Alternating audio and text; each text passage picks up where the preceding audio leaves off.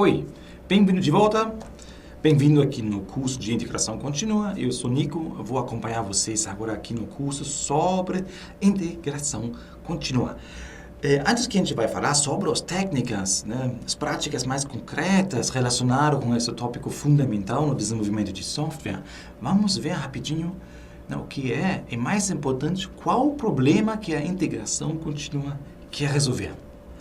Sempre quando tem esses conceitos importantes, existe algum problema antes, senão não teria criado aquele nome bonito, aquela definição. Então, qual o problema a resolver? Né? Primeiro, temos que entender, acho que está claro para você, que o software hoje em dia não é mais criado a partir de um único desenvolvedor. Você vai trabalhar numa equipe multifuncional. Vai ter várias pessoas mexendo, alterando a mesma base do código. Ok? Ou seja, qual o fluxo? Que tem um repositório, né, compartilhado, central, e o desenvolvedor, se ele precisa fazer uma alteração, porque chegou uma nova demanda de um cliente, do Product Owner, do PO, ou tem que arrumar um bug, né, ele tem que fazer o quê? Ele tem que acessar aquele repositório e fazer uma cópia local. Esse é o primeiro passo. Né? Você vai ter o seu código local na sua máquina. Isso cada desenvolvedor na equipe tem que fazer, ok? E aí agora eles começam a trabalhar e implementar aquela coisa que eles precisam ser alterado no código, ou adicionado, ou arrumado para consertar aquele bug. Importante agora que eles trabalham agora local, certo? Ou seja, um desenvolvedor não enxerga que o outro está fazendo, porque ele mexe apenas na cópia local dele, é uma alteração local. Ou seja, em algum momento eles precisam empurrar aquelas alterações para o código, para o repositório compartilhado. E justamente aí temos o ponto crítico. Quando isso acontece? Quando, na verdade, e quantas vezes isso acontece? Tá? O que é comum acontecer, né, o que é a tendência numa equipe acontecer, que esse empurro, essa sincronização da minha cópia local com o repositório central, que isso demora. Né? Porque você está no seu cópia local, certo? Você está numa zona confortável. Né? Você está rodando, né? As outras alterações dos outros desenvolvedores não atrapalham. Então, é comum demorar, naturalmente, né? Empurrar aquelas alterações para o repositório central. Mas, em algum momento, tem que fazer. Porque lá no repositório central é o código que vai um dia para a produção para os outros ambientes. E como é natural de demorar, de não fazer isso na hora, né, é comum de centralizar aqueles empurros, aquelas sincronizações para fim, né, do ciclo de desenvolvimento. Né, é muito comum ver isso no fim do sprint, que aquelas sincronizações, que aqueles pushes, né, aumentam. Por quê? Nós estávamos desenvolvendo, implementando aquela funcionalidade, né? Talvez numa ramificação separada, e em algum momento agora o sprint chegou ao fim, tem que então sincronizar. E aí todo mundo começa a sincronizar o código e aí aparecem os problemas. Ou seja, a sincronização com seu código compartilhado se torna um evento, é um momento especial.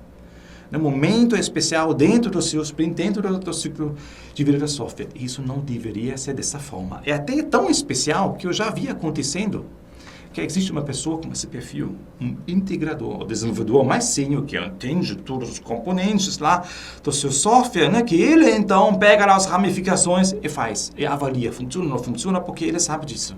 Ou seja, como foi um evento especial, como que continua sendo em algumas equipes, certo, né? Como é tão especial, existe uma pessoa com um perfil especial que então faz esse trabalho de integrar, com essa responsabilidade de integrar centralmente aquelas alterações que os desenvolvedores estão pedindo para sincronizar. E aí, quando você demora, então, até centraliza isso, essa responsabilidade, que na verdade é da equipe, né, para uma pessoa, o que acontece também que os outros ambientes que vêm depois, né, a gente tem o repositório central, mas o que a gente quer? Software funcionando, rodando, para a gente rodar os nossos testes, lá criar um ambiente para o QA, para garantir a qualidade, homologação, rodar os testes de aceitação, que os outros ambientes também ficam desatualizados. Já que a gente demora a sincronizar tem esse evento, né? A integração não é algo sólido no dia a dia, né? Os outros ambientes também ficam desatualizados, ou seja, a gente está testando lá, coisa que já não é mais real. Tudo isso deveria ser mais rápido, mais frequente, deveria ser contínua. Integração contínua quer atacar isso. Né? Então, reparem aqui que integração contínua até muito menos sobre a ferramenta, sobre o servidor de integração, sobre um CI daemon, certo? Ramificações, etc. Né? Tudo que a gente lê. Não, algo simples. Integração contínua, na raiz, significa comitar, né? Sincronizar, empurrar as alterações, né? Frequentemente, continua na base diária. Okay? Ou seja, o que não deveria acontecer é que eu tentei desenhar aqui. Né? Vocês podem pensar que essa linha vertical, essa aqui, então esse tempo aqui é um sprint, né? um Scrum, por exemplo, ok? E isso aqui, né, são os vocês podem ver aqui no fim do sprint que existem várias integrações. Os desenvolvedores demoram, ficam na zona de conforto, certo? Normal, né?